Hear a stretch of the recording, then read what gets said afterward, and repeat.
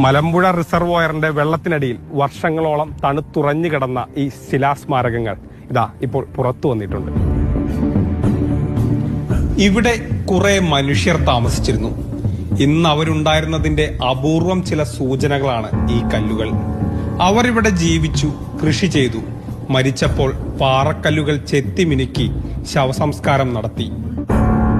മഹാശില സംസ്കാരത്തിന്റെ ഭാഗമായിട്ടുള്ള ഒരു സ്മാരകമാണ്. ഉള്ളിൽ ഇവിടെ കാണുന്നത് ഒരു കല്ലറയാണ്.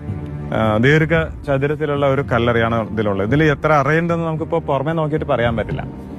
ഈ ചുറ്റുപാടും കാണുന്നത് ആണ് കൽവൃത്തം എന്ന് പറയുന്നത്. ഇത് കുഴിച്ചു നോക്കിയാൽ വലിയ വലിയ കല്ലുകൾ ഉണ്ടാവും. ചിലപ്പോൾ മേലെ കാണുന്ന ചെറിയ കല്ലുകളെ പോലെയുള്ള ഇതാണ്. ഇവിടെ ഏറ്റവും കൂടുതൽ ഡാമിന്റെ ഉള്ളിൽ കാണുന്നത് കൽവൃത്തങ്ങളാണ്.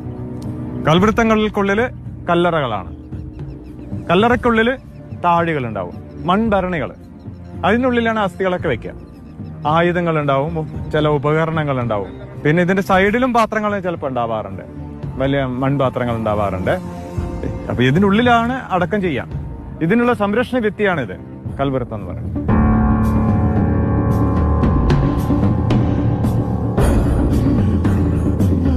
ഇതുപോലെ നൂറുകണക്കിന് കല്ലറകൾ ഇവിടെയുണ്ട്. ഡാമിലെ വെള്ളം പലതിന്റെയും രൂപം മാറ്റി.